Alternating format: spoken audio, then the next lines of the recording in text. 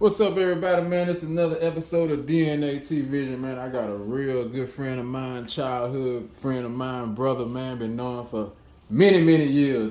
Check B, Chester. What's up, baby? Fino, what's up? What's up? Oh, man, ain't nothing, man. Let's get straight to it, man. Where your feet first hit the ground at?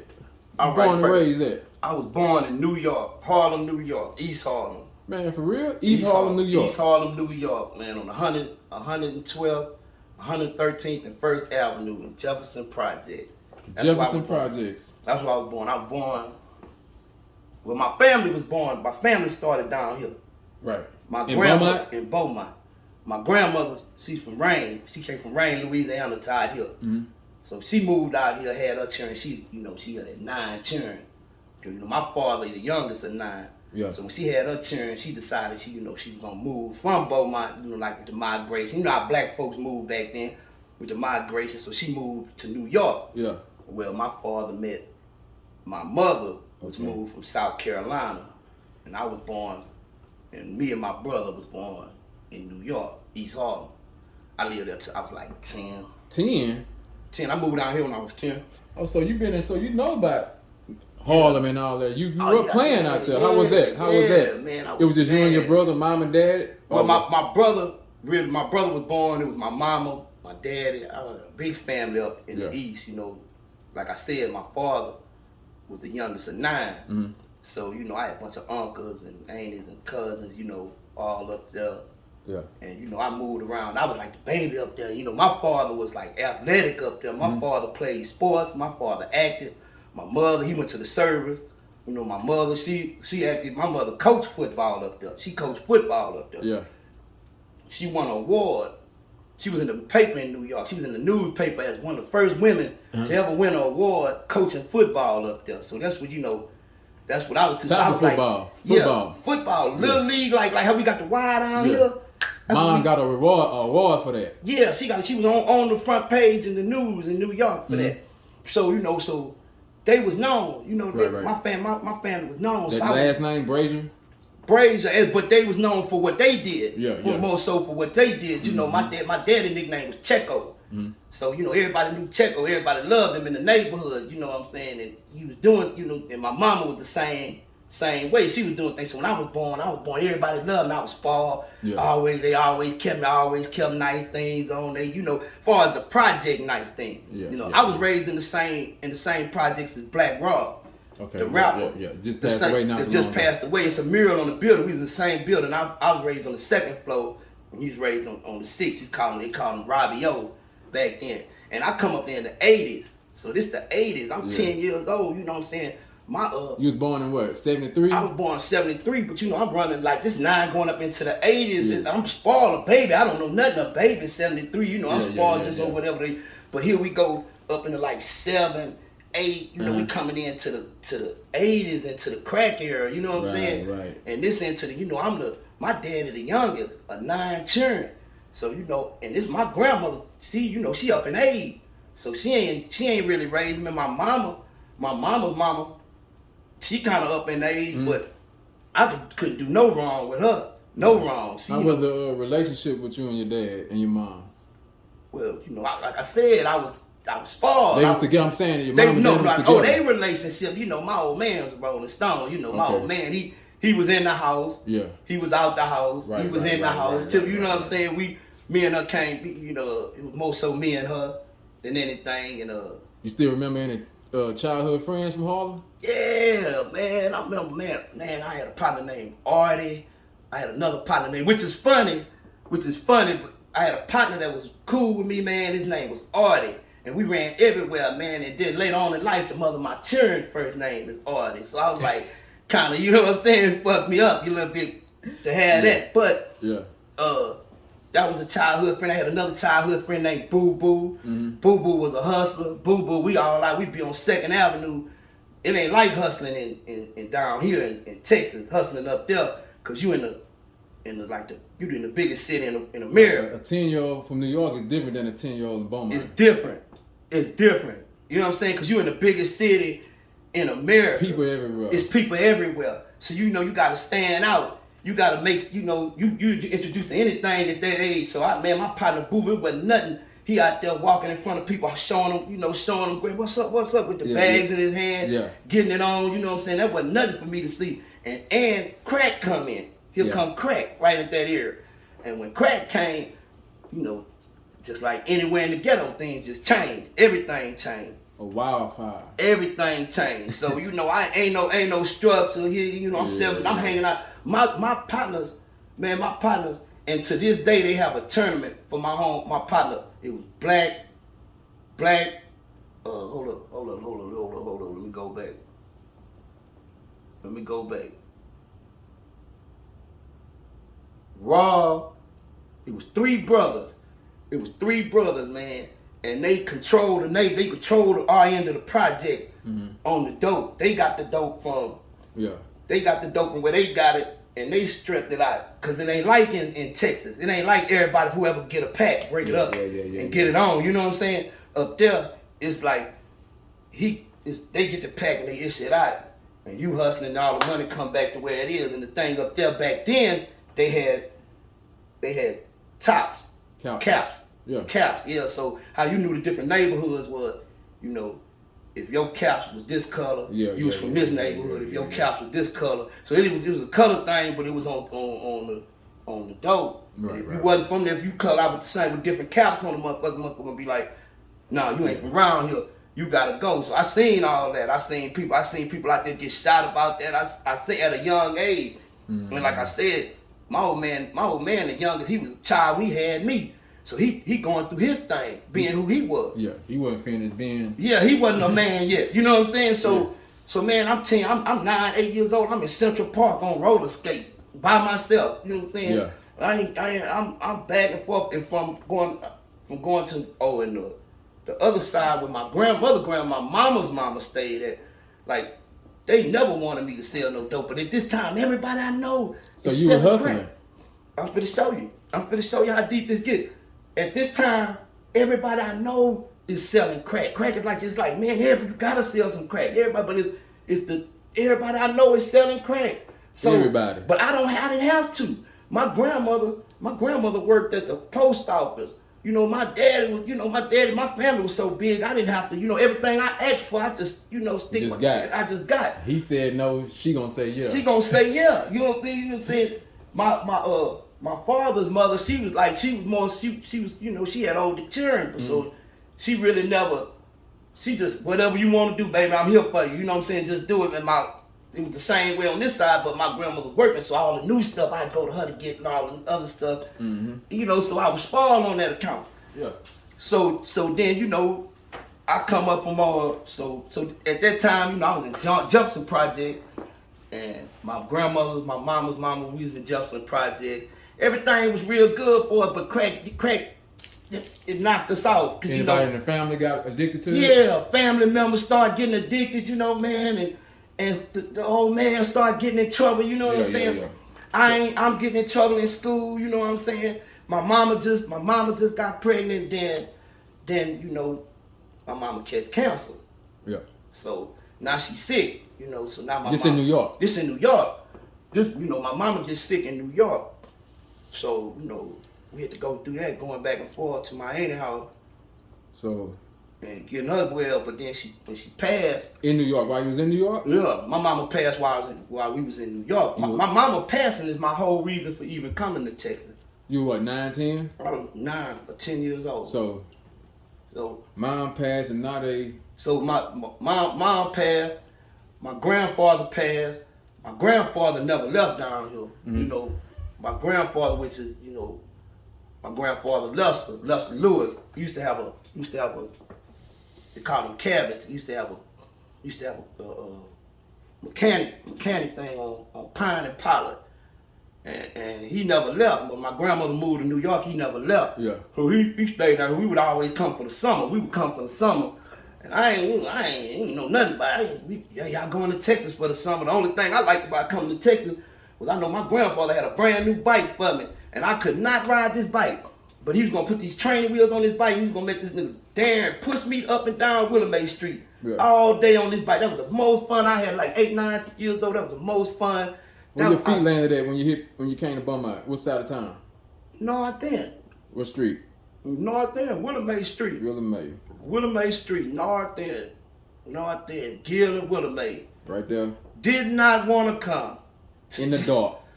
Right there, did not want to come. Cried like a baby. Yeah. Cried like a baby. My daddy, like, when my mama passed, and my daddy was getting, my daddy was doing this thing up here. His daddy said, well, and his daddy passed. We got this property. Come on out here, get a new start, get everything, bring them babies out here. My brother was a little baby. Yeah. But I did not want to come. I cried like a baby. My old man said, I'm your father. So you might well get you a cowboy hat and some boots, because your ass coming wherever I'm going, and we going to Texas. So here I am. You know what I'm saying? So you hit Texas, what, 10, 11 years old. Yeah. You staying with who? I was staying with my grandmother. My grandmother on Willamette. My grandmother and my father and my brother. Us three. So bam, you walk out the door and what takes place? No. Who your friend? Who your first buddy? I'm gonna tell you, my first partner in Beaumont was a brother named Steve Jones. Steve Jones, he stayed across the street from me, man. His grandmother sold nickel cool cups in the projects. That was my first partner, because I couldn't leave off the street. Steve Jones. Our partner went to Westbrook? He did. He went to the Brook. Yeah, I know. Bright skin, yellow skin, Steve Jones, stocking Steve Jones. I got an interview coming up with him. Man, my first partner in Beaumont, Texas was Steve Jones. He stayed across the street. Went to Marshall. Yep, went to Marshall. Fast to catch a rabbit. That's how I met him. His grandmother sold cool cups. I didn't want to leave out the yard. I hated it so much. I thought if I did not leave, they would make me go back. Yeah. I wouldn't have to stay if you know what I'm saying? Mm-hmm. So I wouldn't even leave. But one day I see this nigga chasing a cat around his yard. He chasing this cat. And I'm looking at him. I said, this nigga is about to catch this fucking cat. This is how fast he running, right? So I said, man, this nigga wild. So I go over there and holler at him like, man, I ain't never seen nobody that fast in my life. You know what I'm saying? Yeah. So I go over there and I holler at him, man, we kick it off, we strike it off. And I meet him, but I still really couldn't leave off the street, didn't want to go nowhere. So I was on Willamette. So I met people like him, Keith Mosley. I met him down the street. We used to go there, Darren, Keith's cousin, Greg Hightower, all them family members that had family on Willamette. Mm-hmm. And I would go play basketball with them, run routes and do the thing. Then we had Katina and her family, they came from the country, Walter the Joneses. We all was along the same street. But my introduction to Beaumont, to meeting Beaumont, man, was a brother named Kendrick Ferguson, Rabbit. That he introduced me to Beaumont. When I met Rabbit, that's when I started going places. He like, come on, let's go, cause he fixed bikes. Rab could build an engine in a truck at 10 years old. So did you ever make it to elementary school out here? Yeah. I started third grade. I went to Martin. I went to Martin Elementary. Yeah. I remember the first day, third grade, my teacher, Mr. Brooks said, I want to introduce y'all to Chester Brazier. He's from New York. And everybody said, wow. The young days. So, man, now we when it came to Beaumont, man, we what, 11, 12 years old, 13. When did you start veering off into the streets? Man, I'll tell you this. Really, right after meeting Rab, man, we gonna start going to the projects, play football. I'll never forget, man. My grandma, she would catch us coming back out the projects, coming to the house. And she like, Chester, you don't live in them projects. You going in them projects, you ain't gonna come out. I'm telling you, don't go in them projects. It's easy to go in them. It's hard to come out. Never knew what she was talking about. I never heard that. They're easy to go in, but they're hard to come out. Yup. Never knew what she was talking about. All I knew was when we went in them projects, we had another world. Whole good time. Man, I'm talking about everything Every What project you first started going to? Magnolia Gardens? Magnolia Gardens. Right there. It's a block from the home. Right there. It's a block from the house. Right there. Man, I'm going to school with these little niggas, these little badass little niggas half of them. You know, I'm going to school with niggas, Cardella Foster, you know, motherfucking Skip, Leroy Smith. You know, I'm going to school with these little niggas, you know what I'm saying? I'm coming out there. Then Rab, we going out there play football, you know. We going out there play football every day. Then, you know, one thing lead to the next. See, we out here. You know, we out here. But then Rab showed me a lot of other spots. We we went everywhere. Rab could build a bicycle, man, out of quarter and a vice grip. And he'll fix my bike, we'll fix his bike, and we gone. We on Simmons, McGobble. But I always had that in me. Yeah. You know, coming from New York, you know what I'm saying? Coming from New York, I always had that adventurous spirit. I gotta, you know, move out. So when I start fucking with Rab, you know, I just start going everywhere, then leading, bumping into motherfuckers in school and meeting this person and that person. Then, you know, we clicking up, we fighting, getting cool, and just taking me to other different spots. But the project, Magnolia Garden, took you there. Yeah, that's where I am here. You know what I'm saying? I am here. So now we're in the 6th grade, man. You went to Lincoln. We went to Lincoln, huh? You went in the 6th, I was at Lincoln. You was at Lincoln. Then they sent us to Bowie. They know. See, I never went to Bowie. You never went to Bowie? Never went to Bowie. People would meet me and think people could go back in the history and think I never went to Bowie. So you stopped. I know. I went when Lincoln split up. Yeah, they made Lincoln one elementary school. When they split up, it was Vincent and Marshall. Yeah. So the project, we went to Vincent. Yeah, they started sending people to Vincent. Yeah, so and on the other side of hell, going that way, they went to Marshall. You know what I'm saying? So and that's when we started getting it on thing, and that's when the school fight started. You remember, you know, that's when the Marshall versus Vincent, Austin versus, you know what I'm saying? Start hearing about the Smurfs and all that. But see, the Smurfs, we was too young for you know what? I hid one time to see the Smurfs. I'm gonna tell you a funny ass story, man. I hid to see the Smurfs. They say the Smurfs are coming. Every day after school. Every day after school. They say Papa Smurf got a gun. Papa Smurf, remember back then, they didn't have no gun. You know, you heard gun.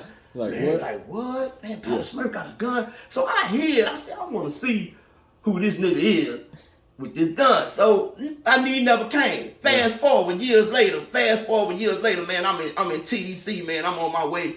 I'm on a what's that you send you to when you before you get classified? You know, when we used to come in and get holiday unit, transfer like, unit. Not the holiday, but before that. Go read? Yeah, like go read like that. Yeah. Man, I'm on go read on line. This nigga about, man, I know I'm 5'9", 5'9" tall. This nigga here had to be about 5'4", 5'7". This nigga talking to me, he said, yeah, man, you might not know me, but I'm Papa Smurf. I look. Get the fuck out of here, man. He wasn't no Papa Smurf. Nigga, Papa Smurf was a giant. Nigga, Papa Smurf could kill everybody. We was all scared of Papa Smurf. So the Smurfs, the Space Cowboy. Yeah. Mm-hmm. Man, shout out to the boys in the hood. Shout out to the motherfucking DnA-Tvision. Motherfucking shout out to the Shoe Shine boys, man. The Shoe Shine boys used to come through, man. Shoot. Get out the way, everybody could fight. It didn't even matter what color it was, the shoe side boy, all of them could fight, man. Meatball, all of them, Sheffield, all of them could fight, man. And them the motherfuckers that, you know, showed the motherfuckers. We seen them coming to the street. The Debonair Dogs used to come through, shut the whole party down. I forgot about them. The Debonair Dogs used to come shut the whole party down. You know what I'm saying? And I'm sitting there like, these niggas is gods. You know what I'm saying? These niggas come through. Everybody used to turn up, but it was dumb. Then the BNDH came, remember? Because at that time, you got the easy shit. But they was really before that. Mm-hmm. They had that BNDH shit before that. And they used to come, man, the 3 Robs. The 3 Robs come through, shut everything down. But yeah. So then we split up with the fighting shit in school. When did the colors come into play? Shit, colors. You know what I'm saying? Really? I mean, really, we just filtered in. It filtered in. Yep. It filtered in, man. I remember the first time I went and seen colors. You know what I'm saying? I went and seen color with the nigga Ponce, Gerald Ponce.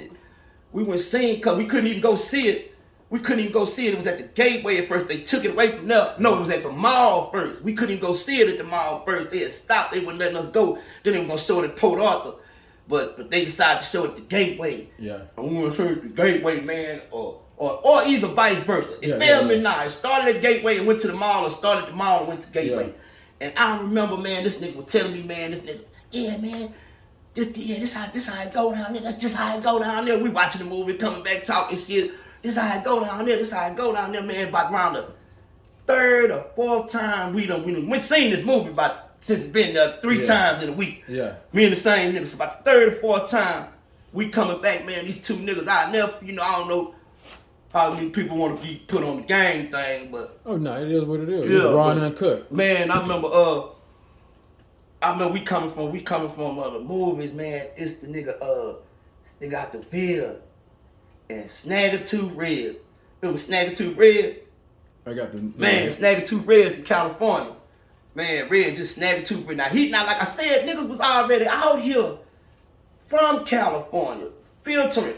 And there was a lot of niggas that I don't know if they was running from something out there and was out here on some I'm a pretty boy shit, I'm not no banging type shit. But these niggas was from Cali though, you know what I'm saying? And when the movie came out, it just like put the ass on their chest. They start stepping out, you know what I'm saying? Now, they start stepping out, because now we all know what it is now because of the movie, you know what I'm saying? Man, I'm calling, because like I said, I got a big family. But let me tell you this though first. We, me and the nigga Jank with Jared, we coming down the freeway. That's how it was at the mall. We coming down the freeway, I'll never forget. And the nigga Snagger-Tooth Reds and the homie, damn, look, he was kind of short. Man, I think of his name, but I remember Snag because it was some California shit. We coming from the thing, we hyped up, so the nigga see the nigga see some nigga on some like, nigga, what set you claiming type shit, you know what I'm saying? So these niggas chunk up like, man, you know what set you claiming? What set you claiming? Nigga like, won't it? Nigga, that's what it is. Them niggas post up, ready to get it on. But this my partner. So shit, the other little nigga with him, we all fighting. Now we fighting. You know what I'm saying? Now these 3 Crips. So this how far I am into what I was gonna be. You know what I'm saying? These 3 Crip niggas, but I'm fighting with the homie right here because we went to see the movie together. You know what I'm saying? So then, man, so after that, everything started filtering. But when my first, then like I said, I got a big family too. I got aunties. I got aunties and cousins out in California. So shout out Drummer Boy, different families in Sacramento and Los Angeles. You know what I'm saying? So at that time, everybody calling, you know, we young, we calling, figuring out, trying to figure out the nigga lineage and all that shit. But I called my kinfolk and tell them, yo, man, I seen that color shit, nigga. That shit was loud, motherfucker. You know what I'm saying? Boom, man. So he's like, yeah, man, that's how we doing it out here. I was like, yeah, man, shit, man, nigga. He said, yeah, we gonna, man, niggas crippin'. Nigga like, nah, we the blood. I said, the blood. I said, that's the nigga got killed in the first part of the movie, right? See, y'all niggas, what? Y'all niggas blood? He's like, yeah, nah, they see shit, but they ain't doing it like that to us. We doing it to them, just like they doing it to us. But now, you know, you speaking to a motherfucker that I'm in the streets, you know, you telling me this, I'm seeing the movie, shit, but this my peoples, you know what I'm saying? Yeah. So, but I hadn't all the way formed to be no blood yet. That hadn't even started yet. You know, that was just niggas filtering, niggas trying to feel it out. Niggas coming, you know, niggas coming from other different lanes and shit. And yeah, that's how that went. But the movie and motherfuckers filtering in, that's where the, you know, people picking side, whoever landed in your area and who you took to. We took to, we took to Ernie and Vic. You know what I'm saying? They came up, but like I said before that, people, you know, I wasn't gonna end up being no Crip because of this hill anyway. What my people was telling me, you know what I'm saying? Which maybe if it wouldn't have had that conversation until how things would have been. But, you know, I wasn't gonna be that way anyway because of what my people was telling me. You know what I'm saying? So, you know, I filtered on, then I ran, and I remember the night I ran into Ernie and Vic. They had a party, a Magnolia party. Jackie Green she had a party. I don't know whose birthday, whatever it was. A party. We all out there. You know how parties in the project get. You know, that's everybody in that bitch. So we all up in that bitch. At the time, them niggas came, man. Them niggas came with Lucky, Big L Lucky with Lucky, them niggas, they was hanging around Lucky and my nigga Dwayne, them niggas from over here. You know, Bernard over here, this area, sprint back up and up. They come to the party with them niggas. They come to the party with them niggas. We really just project niggas. This how deep this get. Them niggas come up in there, man, them niggas had on the motherfucking starched down corduroys with the motherfucking golf belts, with the golf hat, the corduroys, like red and black with the red motherfucking thing. These niggas starts down immaculate. You know what I'm saying? Starts down, these niggas throwing it up, these niggas hitting it up, dancing money. But they done kind of like, everybody is looking at these niggas because this some shit we ain't never seen before. You know what I'm saying? These niggas hitting it up. But, you know, niggas gangsta in Beaumont too. You know what I'm saying? So nigga ain't really just down. You know, nigga trying to figure out what's up with these niggas. So bam, prior to that, without me knowing, they had done moved to the hood. They had done already been on 2 Lane. And they had been fighting and getting on little scuffs on 2 Lane. I just hadn't heard about them. So bam, they come over, they come to the party. When they come to the party, man, goddamn me, they hitting it up. So the Westbrook, cause you know Beaumont, it's all families. You know, one family, this family, another. Sean and Gerald Westbrook, they pull up on them. Oh nigga, y'all niggas in the project, nigga, we just said, I'll never forget, man, Blood said, man, I hate the projects. That nigga said, I hate the projects. He say, man, Roscoe, smoke them. And the other nigga, Vic told Ernie. Ernie pulled out the motherfucking hammer. That hoe about this long. We all looked at that hoe like, you know what, back then, niggas, you know, you see the gun, it's like, damn. So, but only one studded up on the pistol was Lisa Babe, man. So she told that nigga, fuck y'all niggas, I ain't no for the project, I eat bullets for breakfast. And the nigga shot the gun down, boom. Yeah. We all scattered this shit, so boom. But that shit, I was like, these niggas is gangster, you know what I'm saying? Yeah. So I'm looking at these niggas like, damn. But I see a couple niggas I know with them from about 2 Lane. So man, I go around there, like I said, I'm kin to the Bells. You know, like my family is entwined with the Bells, Skylar Rock and them. Skylar Rock. So I end up going over there around their house because I hear through the street that the niggas is with David Anderson, them people from California. So man, I go over there, so shit, man, like, so I go over there and meet them niggas. And shit, them niggas left an impression on the nigga. And just like they left an impression on other niggas up and down that little street right there that wanted to get it on, cause you know that little area really didn't have don't have no identity. As far as the streets go, you don't know about 2 Lane, or you didn't know about Silver, you ain't know about none of that stuff. That didn't really have no identity. You knew about the project, Gladys, you know what you know what I'm saying? So shoot, that's some neighborhood grab on to. When they came there, you know, we just boom, migrated to it. But me being kin to Skylar Rock and them, that brought my daddy was hanging with Skylar Rock and them grandfather, getting fucked up, and you know how they do. So I'm going over there. So when I go over there, I bump into Blood. I'm like, shit, I already heard this. Then I bump into this. I'm like, shit, this is it. You know what I'm saying? And I felt the same way they felt, though, you know. Okay, so now we doing this, and you took a foul win. But hold up, but before that, before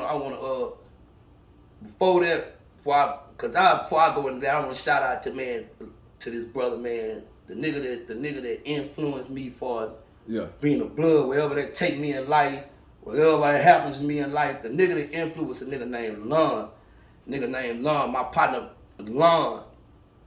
I don't actually know how to spell it, Lon, but he was from Cali, man. Remember, you know, Eugene Pup. Eugene Raw, you know, all right.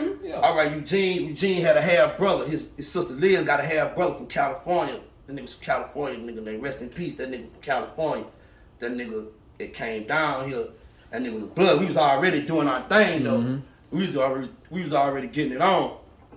And he came down here, and that nigga always stayed to himself. And that nigga seen me put in a little work on some other shit. And that nigga took a liking to me. And that nigga influenced me far as being a Blood, being to yourself, you know, Pyrus running twos, you know what I'm saying? Shit like that. That's the nigga that, like, Ernie and Vic, they was bigger than life because everybody fucked with Ernie and Vic when they was down here. Even Crip niggas fucked with Ernie and Vic. They was coming, you know, everybody, because they was California, man. When the gang thing came down here, man, when it came down here, certain people that they presence, they was forces, you know. Like I say, it was Crips down there first. It was Crips down there first. It was Say Cool, you know. He came. That's Bubba Smith nephew. Bubba Smith on the TV. That's his nephew. Man, this man was immaculate every single day. Starch down, starch iron, Dickie suit. We had a blue Lincoln. You know what I'm saying? A blue Lincoln with a blue rag top.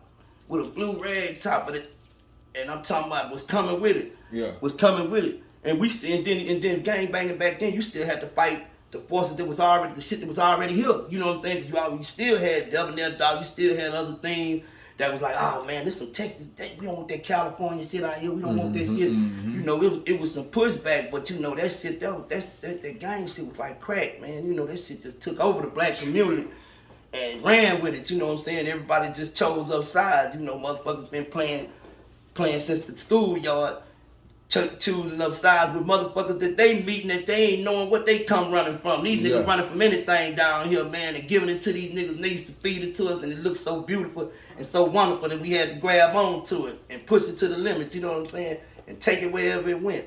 But then, right after they came, we was Beaumont Rules, you know what I'm saying, so the division amongst us, you know, the division amongst us just came with neighborhoods, motherfuckers from different neighborhoods, taking the more, motherfucker feeling like they taking the more credit for this or that, and you know what I'm saying, I ain't from here, but y'all saying this here from here, you know what I'm saying, I'm from the projects, you know what I'm saying, I'm from Magnolia Guard, this on my arm, you know what I'm saying, so I got put in on the gang thing now, but I jumped off the porch in the projects, you know, that's, you know, I started hustling and doing everything in the project, getting in trouble, doing what I do out there. And got put on the blood thing out here with Scholar Rock and the family, you know what I'm saying? But it was more of a we on two-lane thing, a neighborhood thing. Cause you know, growing up, they really don't fuck with the niggas from the projects or these niggas from this neighborhood. These niggas wanna have they like T-Love, he's a force. You know what I'm saying? T-Love, you know, shout out T-Love. Blood and them, they doing their thing, so they feel like, you know, shit. I'm hard like them, told them doing their thing down here, so it's the division. So man, you know, it's the division. So a nigga which I stand here on this camera to take the credit. I am the founder of the Third Hood Blood Gang. I thought of it, I came up with it. We was all on some division. So all of us wasn't from two-lane. But everything was carrying two-lane, man, two-lane. All of us went from two-lane. Most was carry eyes, you know. Well, what about the rest of us? So I decided what my thinking was, we the third neighborhood in the north from the freeway. Either way you go, that's getting it on. Because by this time, we hustling a little weed, we doing our little thing, we gang bang. Because you know, you got goddamn you Maida, Plymouth Village, well, you got Maida, Plymouth Village, Magnolia Garden, us, Ace, Glass, and I, you know, so it's three each way, you know what I'm saying? So I was like, well, it's like the third hood, you know what I'm saying?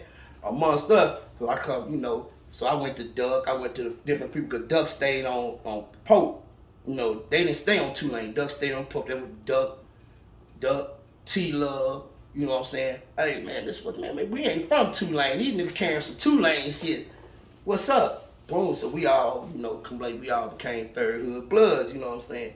And we used to be in the parties, tripping with each other and all kind of little shit, man. Used to be all kind of little shit, but that was the division. Then G. Clark came from the service.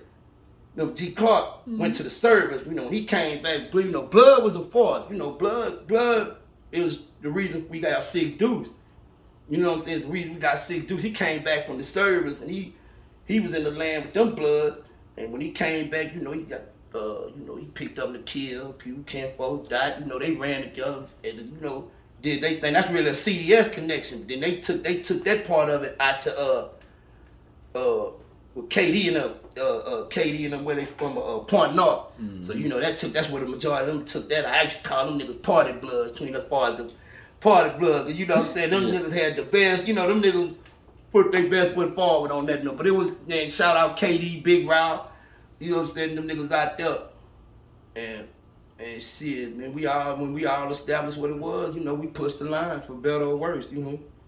Man, the smoke clear. We still here, baby. Still here, man. Still in the hood, man. Still here, man. And watching our babies, man, take what we did, man, and go crazy. How you and your son getting along? What's that relationship like? Man. When you see little Chester. Man, he looked just like I looked when I came down here. When I came down here, man, my cousin Keela told me that. I said, man, that boy, look how you look when you came down here. You know. But, you know, he all right. You know, I'm his daddy. I know what he going through. You know what I'm saying? I know I'm his daddy. I'm his daddy. So I just got to keep him straight. He all right, though. Yeah. That's good, man. Seeing you and your daughter celebrating her birthday. Yeah, 30 years old, man. Shout out Chelsea Renee Brazier, 30 years old yesterday. Man, the police told me one time, bro. The police told me one time, man, Renee was pushing my daughter, and Renee was pushing the stroller, and I had the baby in my hand. The police pulled me off. I was gang banging just this hard. By now, I'm getting it on. You know what I'm saying? I'm getting it on. I'm everything, everywhere. I'm selling dope. You know, I'm out there.